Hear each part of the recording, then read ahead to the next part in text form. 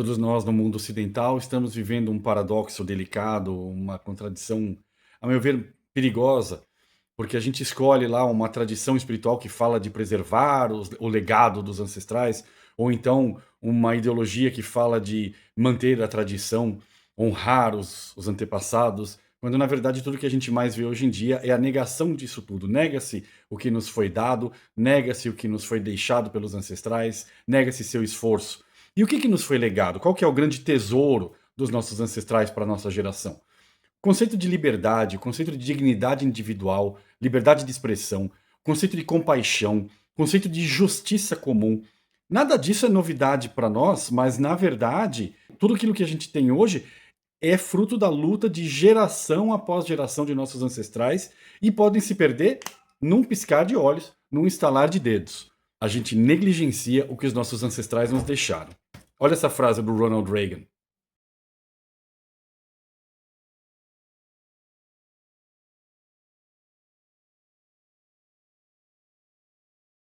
Poucas almas entenderam tão profundamente o quão precioso e o quão frágil é o legado de nossos ancestrais.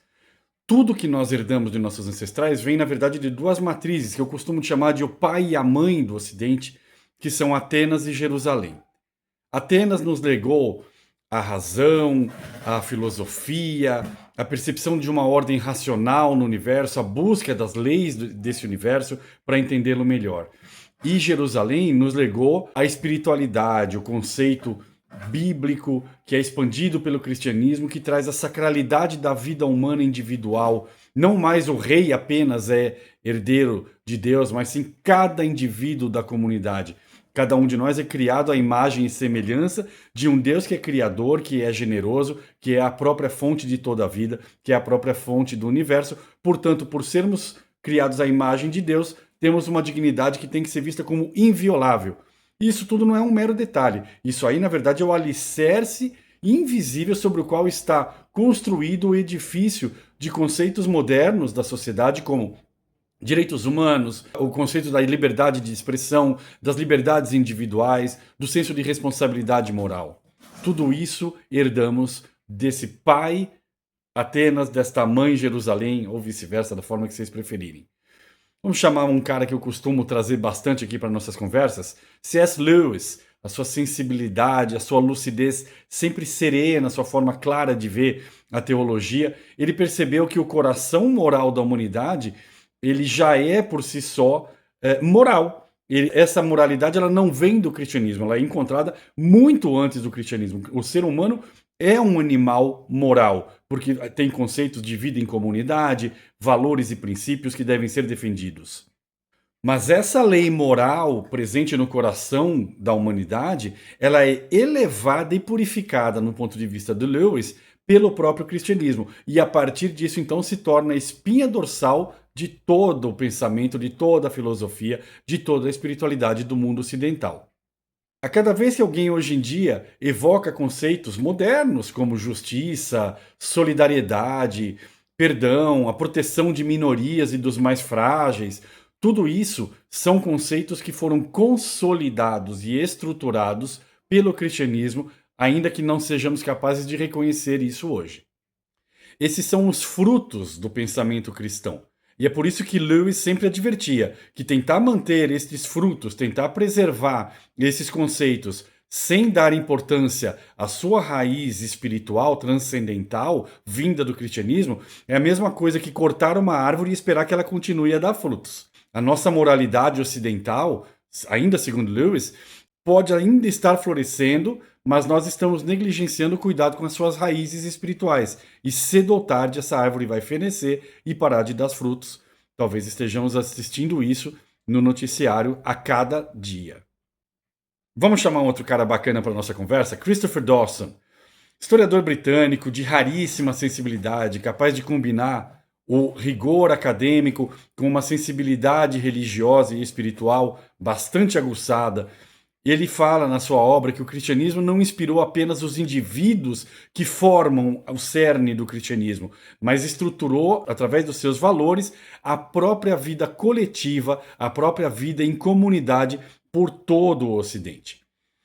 Em sua obra, Dawson deixa claro, através de fatos incontestáveis, que, se não fosse a diligência e o esforço dos monges medievais em seus mosteiros, copiando extensivamente os manuscritos antigos, nós teríamos perdido todo o conhecimento dos filósofos e dos pensadores clássicos da Grécia Antiga depois da queda do Império Romano. Quando o Império Romano cai, a Igreja assume a responsabilidade de preservar os saberes, de organizar a sociedade, de manter a lei e manter a transmissão do conhecimento de uma forma um pouco mais profunda, porque é a igreja que cria o conceito das universidades, é a igreja que cria o conceito de hospitais, vejam vocês, durante a Idade Média, e nessas universidades a igreja promove o surgimento da ciência como nós a conhecemos, como uma busca ordenada da compreensão do universo, da verdade da vida, e também cria ali, nos mosteiros, a própria noção de história. Esses fatos comprovam para nós que a visão do mundo ocidental não é fruto do acaso, não é uma mera coincidência, mas sim uma construção gradativa e estruturada a partir da percepção de que o universo foi criado a partir de leis identificáveis. Leis como as de Newton, que a gente aprende no colegial, e que evocam uma frase muito simples: se existe lei, tem que haver legislador.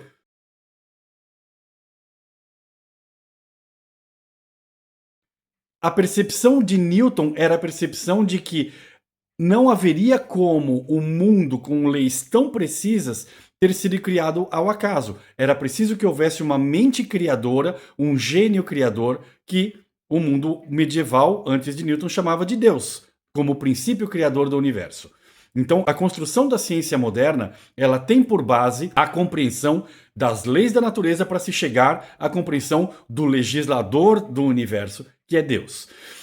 Querem mais provas? Essas leis estabelecem uma hierarquia de poderes que limitam o poder absoluto. E isso vai fazer com que surja o direito moderno, para evitar que o Estado se torne absoluto, para evitar que o monarca tenha poder de vida e morte sobre as pessoas, portanto, criando leis que sejam igualitárias para todos os cidadãos. E é o princípio dos direitos humanos, que nós vamos falar só no século XVII. Mas isso tudo já estava sendo pregado dentro dos mosteiros medievais.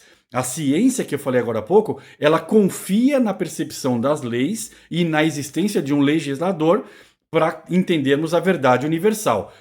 Nas igrejas medievais surge também o cuidado com os não assistidos, o cuidado com as viúvas, o cuidado com os pobres, o cuidado com os mutilados. A arte promovida dentro dos mosteiros vai dar origem, vai fazer surgir o grande boom do Renascimento e, portanto, uma arte que expressa a transcendência, a busca pelo sagrado. Tudo isso são frutos da matriz cristã. Ciência, direito, arte, caridade, universidade, nada disso existiria sem a matriz cristã do pensamento ocidental. E mesmo aqueles que hoje negam a necessidade da religião, como Stephen Hawking adorava fazer, e outros tantos profetas da religião, que eles negam ser religião, que é o ateísmo, né? Se ateísmo é religião, quem ridiculariza a religião continua mesmo assim respirando o ar que foi purificado pela fé cristã. O Ocidente moderno pode até desejar se desvincular dessas leis, desse legislador, dessa figura central do pensamento moderno ocidental, que é a figura de Deus, de um Deus criador, pode achar que não precisa mais desse Deus, que não precisa mais do cristianismo, mas a cada vez que alguém vem e fala de dignidade humana, direitos humanos, liberdade de expressão, compaixão, está repetindo em essência e em forma, ainda que sem saber, toda a linguagem do cristianismo na sua origem. Essa linguagem cristã que permeia todo o mundo ocidental, faz com que a gente entenda que a modernidade, no fundo, essa coisa materialista, essa coisa mais vazia, essa coisa nihilista que nós estamos vivendo hoje como grande desafio, especialmente para gerações mais jovens, essa modernidade, no fundo, é igual um filho rebelde, né, típico da adolescência, que fala, não acredito nos saberes que o meu pai me passa, não acredito nos valores que a minha mãe me transmite, sou capaz de viver sem isso, mas que no fundo, vive e sobrevive apenas em função do tesouro que herdou de seu pai e de sua mãe, Atenas e Jerusalém. Reconhecer isso não é fraqueza, reconhecer isso não é dependência, reconhecer isso é honrar de verdade a herança de nossos ancestrais. Não é nostalgia, não pode ser visto como escapismo, mas sim um gesto da mais profunda racionalidade e lucidez. A gente tem que compreender que o Ocidente, tendo essas origens, nos possibilita ir além e nos livra das ameaças modernas vindas de culturas que negam os valores modernos do Ocidente, que negam liberdade de expressão, que negam liberdade de religião, que negam democracia, que não aceitam o debate, debate como base do pensamento aristotélico, debate como base do pensamento patrístico, debate como base do direito moderno, debate como fundamento da liberdade. Se você interdita o debate, se você não dá chance de ouvir quem pensa diferente de você, você está se afastando do cerne que teus ancestrais te legaram, está se afastando da essência do mundo ocidental como um todo, está se tornando um pária indesejável dentro do organismo saudável e perfeito que é a cultura ocidental. Tem defeitos? Claro. Quem que não tem? Tem muitas coisas a melhorar? Sem dúvida. Cometeu erros no passado? Claro. Quem não os cometeu? Se nós olharmos para o mundo ocidental como sendo uma alma, podemos identificar o ciclo de vida de cada um de nós, da tolice da infância, dos erros da juventude, da maturidade e assim por diante. Se soubermos trabalhar com isso, vamos entender que em nenhum momento da humanidade nós tivemos uma elevação tão grande de ideais quanto no pensamento moderno ocidental, desde que preservadas as raízes espirituais e filosóficas dessas duas matrizes, Atenas e Jerusalém. O nosso desafio hoje é justamente isso. Será que nós vamos deixar vencer o niilismo, que abre as portas para a barbárie, que abre as portas para a ruína desse palácio que foi construído pelos nossos ancestrais? Ou vamos ter coragem, força e sabedoria para lutar, para preservar este que é o principal legado de nossos antepassados? Cabe a cada um de nós responder.